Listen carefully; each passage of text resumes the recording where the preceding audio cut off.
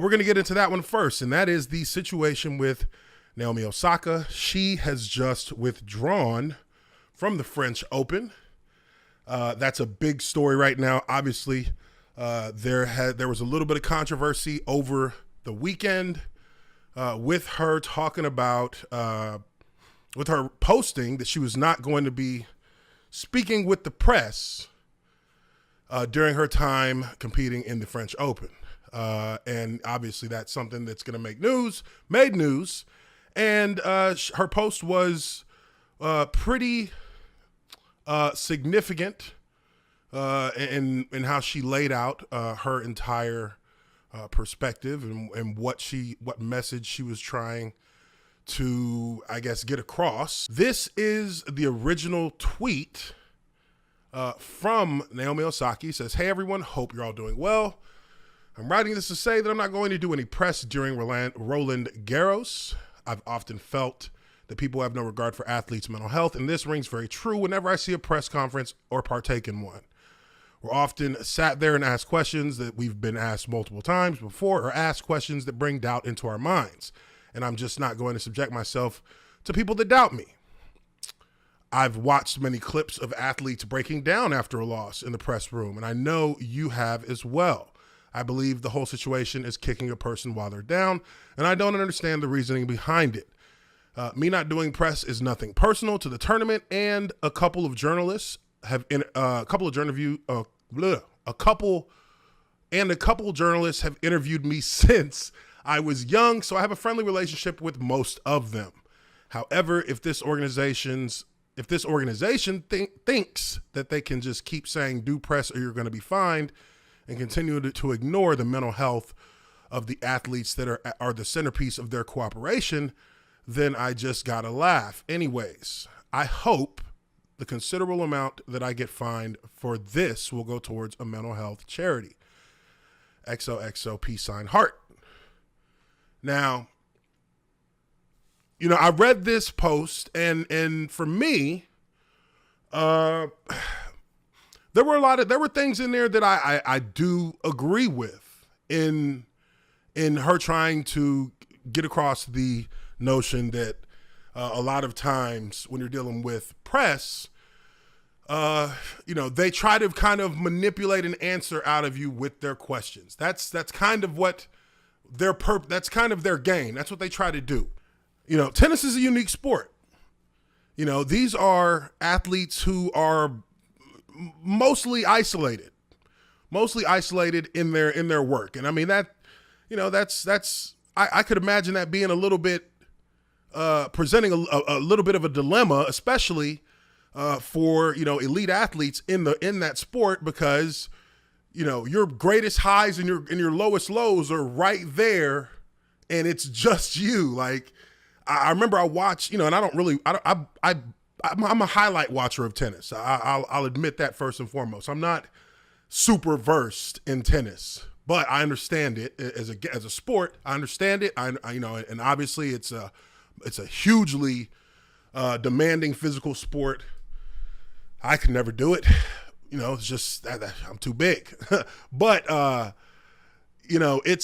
it does have, I can understand where there would be a sense of loneliness, a sense of isolation generally, for athletes who are in her kind of position, because, there's a lot that's made of whether you win or whether you lose. There's a lot that's made all the time. And it's different than a team sport where you have guys who are collective or women who are a collective in groups, and you feed off each other and you find motivation through your teammates. Tennis is different. Like, it's literally you. So it's a mental game more so than even football. It's a mental game, and that can have an effect on an individual. And I'm sure that there are some insecurities that can creep in there. I'm sure there are. I mean, it is just that kind of sport where everything is from within. Even with boxing is a sport you can look at and say, you got your corner. You go to your corner after every round. You're being motivated, you're being coached, you're being, talked to. You're able to kind of, if you're seeing something, you can talk about it. There's a way to communicate and vent.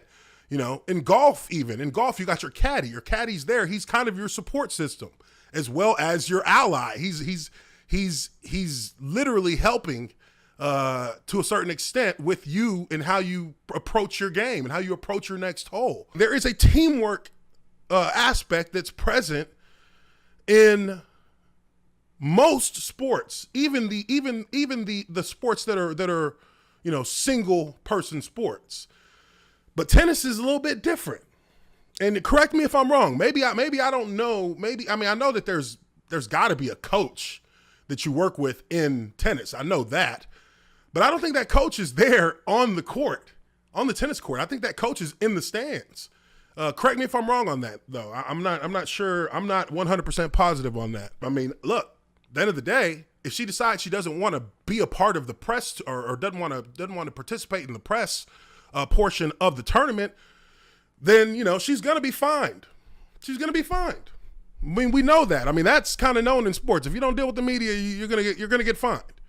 And, I think that she's being a little bit rebellious in saying that, if organizations think they can just keep saying do press or you're going to be fired, and continue to ignore mental health of the athletes that are the centerpiece of their cooperation, then I just got to laugh. I think there's a little bit of rebelliousness in there. I think maybe she's fed up with what she feels like she's been dealing with, which at the end of the day, as long as she understands that she is beholden to an agreement that she's made to be a part of that tournament, then, what can am I going to get mad at her? No, because they're going to fine her, and she knows they're going to fine her. So this is today. This was earlier. This was about 5 hours ago. And this was her withdrawal from the French Open. She says, hey, everyone, this isn't a situation I imagined or intended when I posted a few days ago. I think now the best thing for the tournament, the other players, and my well-being is that I withdraw so that everyone can get back to focusing on the tennis going on in Paris. I never wanted to be a distraction, and I accept that my timing was not ideal, and my message could have been clearer. More importantly, I would never trivialize mental health or use the term lightly. The truth is that I have suffered long bouts of depression since the US Open in 2018, and I have a really hard time coping with that. Anyone that knows me knows I'm introverted, and anyone that has seen me at the tournaments will notice that I'm often wearing headphones as that helps dull my social anxiety. Though the tennis press has always been kind to me, and I want to apologize especially to all the cool journalists who I may have hurt, I am not a natural public speaker and get huge waves of anxiety before I speak to the world's media. I get really nervous, and I find it stressful to always try to engage and give you the best answers that I can. So here in Paris, I was already feeling vulnerable and anxious, so I thought it was better to exercise self-care and skip the press conferences. I announced it preemptively because I do feel like the rules are quite outdated in parts, and I wanted to highlight that. I wrote privately to the tournament, apologizing and saying that I would be more than happy to speak with them after the tournament, as the slams are intense. I'm gonna take some time away from the court now, but when the time is right, I really want to work with the tour to discuss ways we can make things better for the players, press, and fans. Anyways, hope you are all doing well and staying safe. Love you guys. I'll see you when I see you. Heart. I honestly, I get where she's coming from here. I do. And I think that when you look at her situation, she says that she suffered long bouts of depression since the US Open in 2018. And I've had a really hard time coping with that. I think, correct me if I'm wrong, I think that 2018 was when she beat Venus or Serena and won that first major, I guess, Grand Slam title. I remember because I watched when she beat her in the little in the ceremony that goes on after the actual tournament, and she's talking to the press right out there on the court, and she is very reserved. She doesn't really have a lot to say. Like she's very, you can tell that she's not she's not a public speaker, and she does seem introverted. She seems like a person who doesn't really do a lot of talking to people. I can understand that 100%. I've been there, and I've had that kind of, I'm partly that way myself. I'm not always the best with people, and I don't realize it all the time. Sometimes I come off, a little bit different than I may intend. There are people who don't understand what it is really like in that kind of world. And I think that people a lot of times look at the fame and look at the money and look at all of the accolades and all of the events and all of the polls, and they get the wrong idea about the whole situation with athletes when it comes to mental health. Like, being rich and being famous does not in any way, shape, or form make for a happy person. It doesn't. Being in the limelight and being forced to deal with that limelight and deal with that spotlight, which means being forced to be out and be a public figure, to be a person who attends press conferences and speaks to journalists daily. That's not for everybody. That's not what everybody wants. And some people are driven into depression by it because their personality type is not compatible with that kind of lifestyle. The first person that came to my mind in that was Kurt Cobain. Kurt Cobain, headman for Nirvana, for those of you who are too young to fucking know. I love Nirvana, by the way. Kurt Cobain, in an interview, once said that he never wanted to be famous. He never wanted to be in the spotlight. He never enjoyed doing interviews. He never liked dealing with the media. He just wanted to make music. A lot of added stress factors in his life, on top of the demons he fought himself, were due to the image and the perception that the media put out about him and his group, put out about him and his personal life. These are things that can affect a person's mental health. Absolutely. See, the everyday person in ourselves, we live our lives on a day-to-day basis, and our schedules and our daily going abouts are pretty regular and pretty mundane, for lack of a better word. I mean, it's the daily grind. I mean, nobody's gonna argue against that. The life that somebody like Naomi Osaka lives is far different, because there is media out there that's already painting her in a bad light. They're calling her a diva. They're saying that she's not being genuine about wanting to be worried about her mental health, that she's just trying to take up a cause. Now, where do we see that coming from? Well, first and foremost, it's coming from the people at the French Open. Because this deleted tweet, don't you forget, the internet will always win. This tweet that's been deleted by the French Open is throwing direct shade at her after she made the announcement that she wasn't going to come out and speak with the press during the tournament.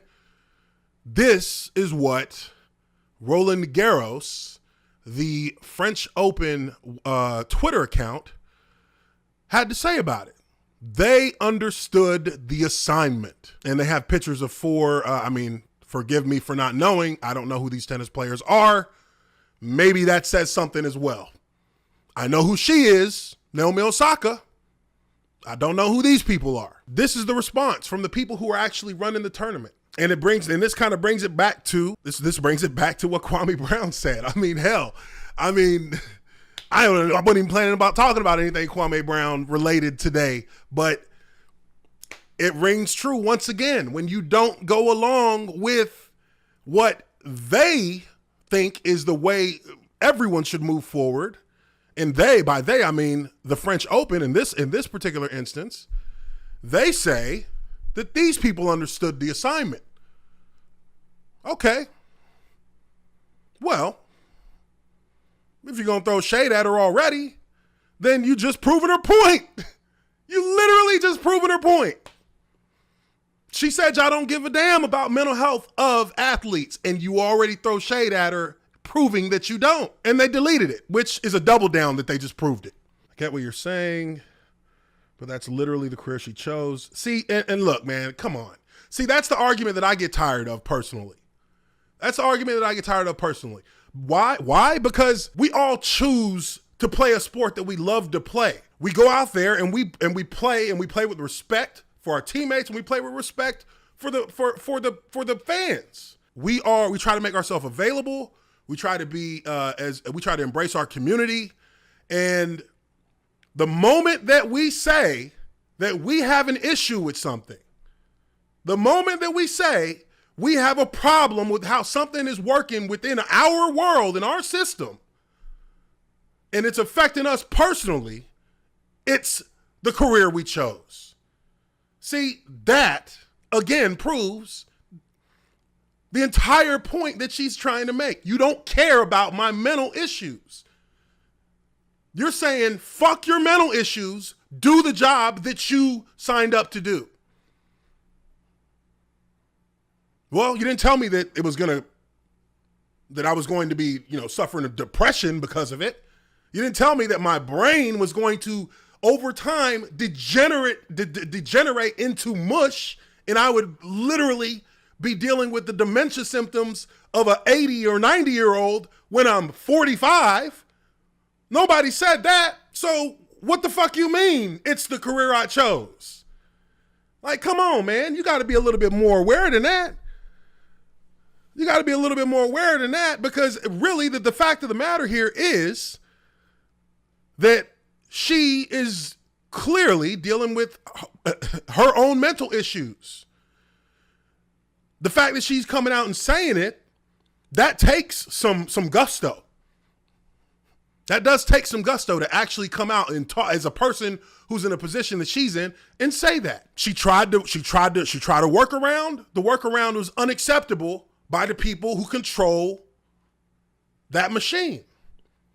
Her workaround and not dealing with the media is unacceptable to them. And they fined her $15,000 already.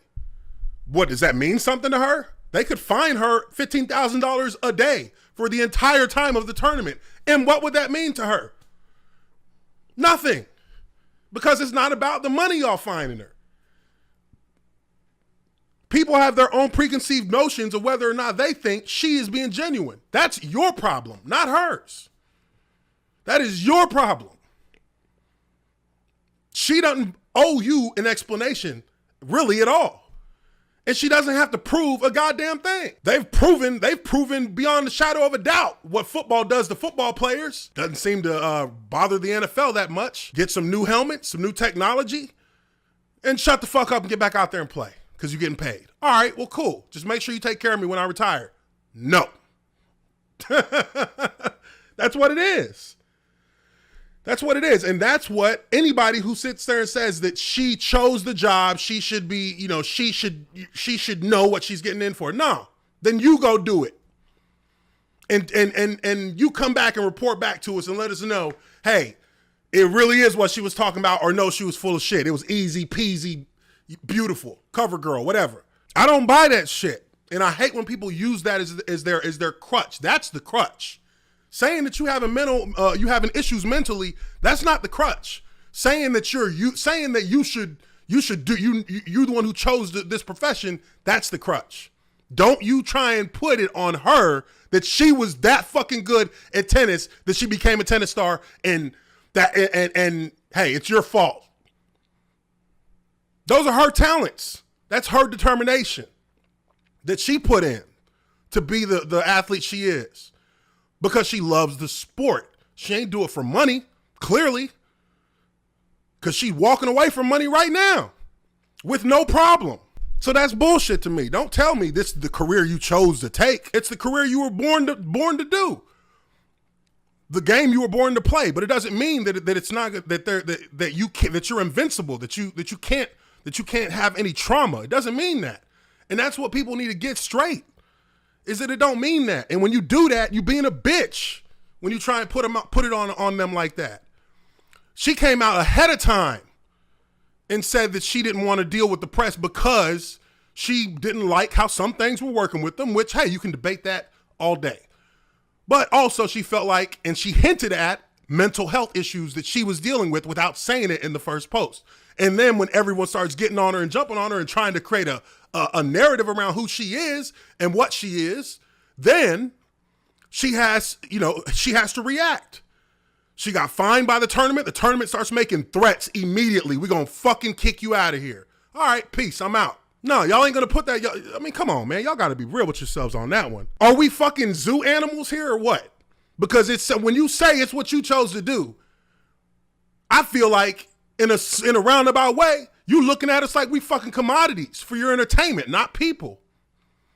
If that's the case, then we got bigger problems than I thought we did. Name me one person who's ever been made happy by money. And I mean, if you pay attention to her life and her life and the things that she professes to believe in, then you would know that this is not, that this isn't a person that we should be trying to demonize and trying to paint in a negative light because she decided to do something for her own health. How many times have we seen situations like this where you have people who are dealing with mental health issues who are hugely in the limelight?